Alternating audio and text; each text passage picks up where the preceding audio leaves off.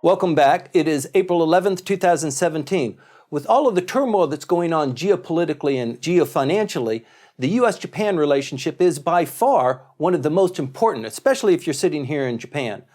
Glen Fukushima, Dr. Nancy Snow joined me today. I'd like to get into a little bit about how the Japanese are feeling in this kind of vice grip as the North Korea situation begins to evolve in a not very good way, and as the Syria example shows that the United States is willing to project a military might when its feelings are ruffled. So I think there's kind of a mixed view in Japan in the sense that on the one hand, there was some dissatisfaction in Japan about the perception that Obama was not as forceful or as decisive as he could have been on foreign policy issues, including especially the red line with Syria.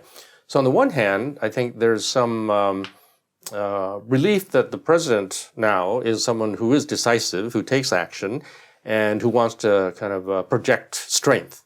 So on that front, I think they're happy. On the other hand, they are concerned in Japan that if the United States were to take action without sufficiently consulting with Japan, especially with regard to North Korea, because clearly anything the U.S. does with North Korea that has any military significance could have very significant repercussions for South Korea and for Japan. So well, I think it's kind of in between, you know. Sure. Even when the relationship is good, though, I mean, the United States has a bad tendency to kind of do things, you know, cowboy style. Yeah, right. Well, we remember in 2003, I'm just reflecting on when we had Prime Minister Koizumi, and he accepted the rationale from the George W. Bush administration of these weapons of mass destruction, which of course led to the preemptive strike.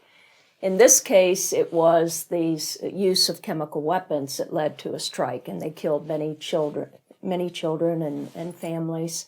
But in the end, of course, we found out later, there weren't the weapons of mass destruction. So it looked as if Koizumi was putting all his trust in the Bush administration. So you wonder how this will play out differently. And I think the concern is that, is Japan going to get played again? It always seems to have to defer to the U.S. position. But that's very precarious now because of who is the president and also what the stakes are. What the stakes are and what role the United States will play.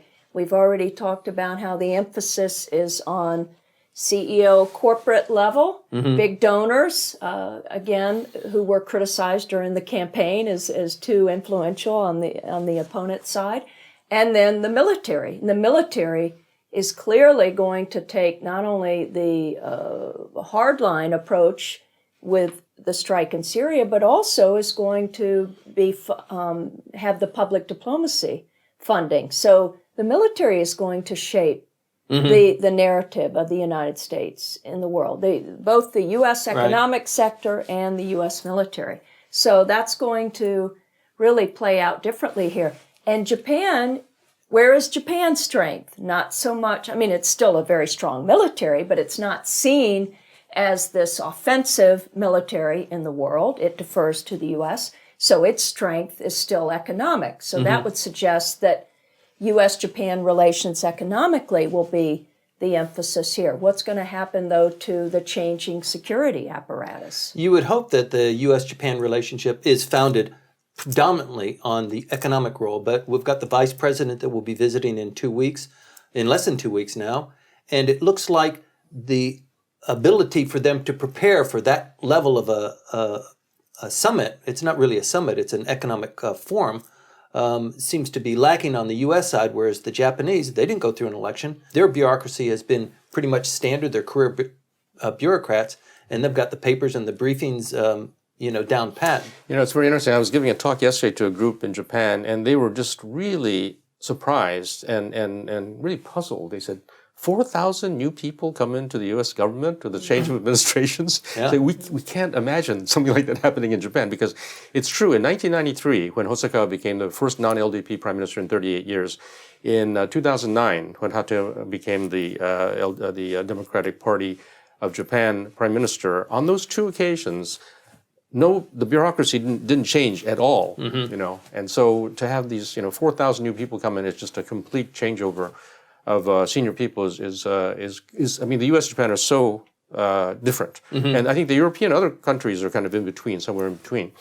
But getting back to this, the fact that the Japanese side is very well prepared.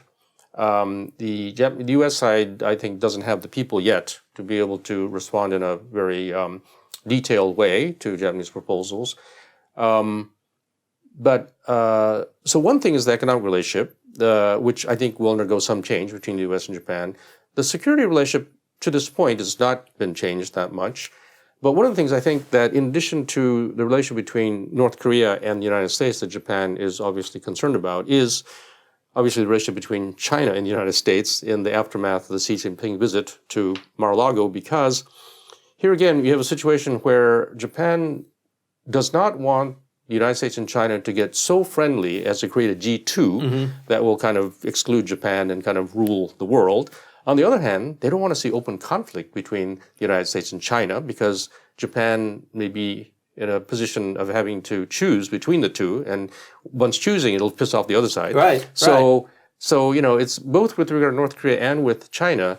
Japan is watching this very closely. Right. They're trying to avoid that linkage where the United States and the China relationship rising in ascendancy diminishes the U.S.-Japan relationship. Absolutely. And Yeah. I can see that's why they were so concerned when Tillerson went to Beijing that some of the wording he used echoed the wording that the Chinese had used about great power relations. And so some people in Japan, along with some people in Washington, were concerned that Secretary of State, either because of inexperience or because he wasn't sufficiently briefed, or maybe because he believes it, thought that these words that the Chinese had used in the past should be repeated back to the Chinese. But he got a lot of criticism for that. So more recently, he hasn't used those same words. But each word is being watched very carefully. Right. When the Clinton administration started, they too were really unprepared for a long period of time, maybe 6 or 8 months. For example, the trade discussions really started to take on a kind of nuanced tone. But before that, I mean, there were lots of mistakes that were made and a lot of bluster and well, I remember pushing chairs over. 92 campaign, It's the Economy Stupid was the theme of the campaign. And so there's a lot of talk about Japan and China and other countries. But after Clinton became president, I remember that we were members of the American Chamber. We hosted President Clinton when he was here for the Tokyo Summit in July of '93, and it was right after that summit meeting that President Clinton and then Prime Minister Miyazawa had sushi in the Hotel Okura and decided to agree on the framework talks, and that's what began 2 years of rather contentious trade negotiations. Right. So a lot is in the air. It's not up to a kind of set pattern or a combination that has tried and true results. It's kind of an open book now. And you have to add the angle again of the media and the new media, because trying to parse words, this is what people are doing every day around the clock, trying to make sense of the president's tweets. Right. And they're sometimes just incomprehensible. But there is a running of foreign policy and military policy and this opposition war with the traditional media ongoing. And so you didn't have that when we were back in the Clinton administration, 92, 93, 94. You did miss a couple of W's on the typewriter, though. Well, we were still really relying on these very powerful speeches or the way, say, a sushi meeting would play out in the press, and then that would become the narrative. That's all we really had. You also didn't have all these armchair journalists, these bloggers, and everybody sort of weighing in, and certain words going viral. So in the case of Syria, whatever's next, it could be a big step back from all the support that has been coming in for that strike, which came across as a very humanitarian intervention, but that could turn around very quickly and be seen as, no, this is U.S. aggression again. Right. How quickly we've forgotten about illegal immigration and all these other, building the wall, a lot of the things that were promised during the campaign, and yet we're still just under 100 days in. Sure. Yeah, I mean, that's it's right. Yeah, that's quite right. remarkable. It's only about 80 days, right? Yeah. And the other thing, too, the other element of uncertainty, I think, is just the fact that the president, on his, I think, third day in office, withdrew the United States from the TPP because there were 11 countries in the region that were hoping that the TPP would set some kind of architecture, some kind of framework for the United States to be engaged, at least economically, in Asia, and with some political and security implications. But since the administration, or since the president has withdrawn the U.S. from TPP, then people are saying, well, in the absence of TPP, what is there? And actually, I think Australia, New Zealand, Japan, and some other countries are saying, hey, let's go ahead without the United States. Let's the 11 countries go ahead with this. But then others, I think, like Vietnam and Malaysia, are saying, well, but without the United States, it really doesn't have the benefits that we'd like. So that is another element of uncertainty, I think. I think the Japanese are patient enough to wait for the United States to kind of pull this all together. Hoping that they pull it all together. Right. But there are some dark clouds that are, just in our neighborhood, and things could change very quickly. Right. I think that's right. I think, too, we need to talk more about countries beyond just whoever's the head of state at the time. So we've been very careful here not to reference who's at the top in the White House, so that we can look at, well, what's going on in the United States amongst the American people? What is public opinion showing? Public opinion in Japan has been a little bit wait and see about this new administration, and there's been some surprise with all the turnover and new people coming on board. But still, there is a looking towards the United States to act as a global leader, like it or not. Even if at the top there is a downplaying of that. And that's that soft power. Even in economic relations, when you mention those countries that were saying without the U.S. and TPP, why go forward? The U.S. is still driving this global train. And so I think the more people who are involved in the story shaping about the U.S. role in the world, the better. To just get away from all of this hot rhetoric around a new administration and one person in particular. Right. Well, speaking about, the public perception, the Abe administration, the prime minister himself, is enjoying an uptick in popularity, even in spite of the scandal with the Moritomo Gakuin School in Osaka. That seems to be calming down just a little bit, but even in spite of that, his approval numbers seem to be jumping up. And what is that about? I mean, do you think it has to do with Japan being more important now in this new environment of 2017? Because Abe was so assertive early on in terms of reaching out to the new U.S. administration. So it sort of elevated Japan's role in the region and globally. And this is what Japan wants. It doesn't want the image, though, of being aggressive, but rather being strong economically and particularly culturally. And it's still going to have to deal with all of these international visitors. There's all the tourism now to Japan. So people are coming and they're making impressions about Japan and they're going back to their respective countries. And so I think Abe is getting that credit for raising the stakes here. Remember, Japan was somewhat forgotten. It was, right. And just a few years back, it was with Obama, it seemed like the focus was more on China.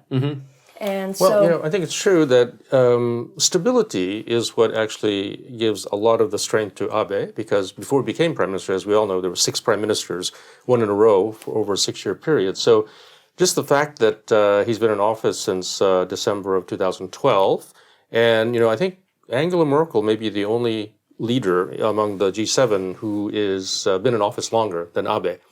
And so he has the stability, and he has the continuity, and he has kind of the accumulation of personal relationships and so forth that comes with that. So I think that, and his apparent ability to deal with the President of the United States, all of that I think has gone as a credit to him, as to Abe. So I think that in many respects, Abe is riding high, in part because he doesn't really have any opponents, strong opponents within the LDP, and the opposition is in disarray. And because of the length of office, and he's just gotten the LDP to, change the party rules so that there's now 3 3-year terms as opposed to 2 3-year terms. Right. So he could conceivably be in office until 2012. So he does have that continuity Right. and longevity Right. that was lacking among at least his 6 predecessors. Well, the typical tactic is if you can't get to the main guy, you go to his lieutenants. And we can see that going on with the attacks against some of the members of his cabinet. I don't know how successful that will be, but it looks like there is an accumulating momentum for that kind of an attack, because it seems like the effort spent on attacking him or his wife has fallen pretty flat. Well, what about Inada, though? I mean, could she be the one who is the sort of wrestled away from the LDP? Is she becoming too heavy in this scandal in terms of the way that she's handled it? Would she be replaced, or would he keep her on? Because I think her appeal to the public at large is not very strong. It's not very strong, but the timing now is not very good either. Right. Right? With the strike force of the USS Carl Vinson coming into the region, it looks like that things are triggered for action. And in that particular context, the Japanese need to have their stuff together Minister too. of Defense. And Yes. where is Vice President Mike Pence going when he visits? He's going to visit the USS Ronald Reagan. So that, too, is part of that story to the world, to show that strength.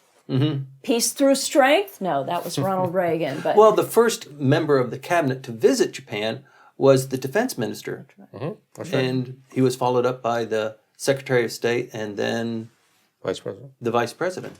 So it looks like Japan is high on the agenda, and it looks like things are just in flux right now, but developing towards, one would hope, a firmer economic relationship. But it looks like, just judging from what we've discussed today, the military is probably going to be the anchor stone, and what will follow up will be the economic aspect. But the thing is, the military is strong economic relations, isn't it? Look at how it impacts the economy in Japan and vice versa. So and this was Ronald Reagan's argument, to build up the military is to strengthen the U.S. economy. So I see a parallel with Donald Trump. I don't know if you all do. Oops, I said Trump. We were trying to avoid saying Trump this entire episode. Yeah, I actually don't I like... lapsed. That's okay. I actually don't like the linking of the military presence and the military industrial complex with the economic development. I think that the two are very separate, and I think there is much more potential in developing the economic aspects, technology, flow of people and goods. I think is a bigger bang for the buck than the military. But I think in this administration, yes, there's a lot of emphasis, especially given that the budget increase for the military is so high. Plus, I think just with the situation with North Korea, that kind of necessitates a focus on military cooperation between the U.S. and Japan, the U.S. and South Korea, and cooperation between the U.S. and China as well. And even at the Xi Jinping summit, there was a reference to having more military exchanges. So it wasn't student exchanges, which Obama had emphasized between the U.S. and China, but rather having more military staff on these exchange programs. Okay, well, just to wrap up this segment then, what is your prediction for the next 3 months of what do you think is going to be the critical event or a critical event that's going to happen within the next 3 months? On the security side, I think the U.S.-Japan will continue cooperation, especially with regard to North Korea. On the economic side, we will see some new initiatives that the U.S. will offer to propose to Japan to try to rectify this imbalance in the economic relationship that's been perceived by the president for many years. Now, there's some, I suppose, possibility of something happening with North Korea, but that's really a very real trigger difficult point to predict. Dr. Nancy Snow? Oh, well, I would say I would see the rise in public diplomacy, a narrative coming out of the U.S. military, and looking at strength through the military as really helping to enhance global security as opposed to take it away.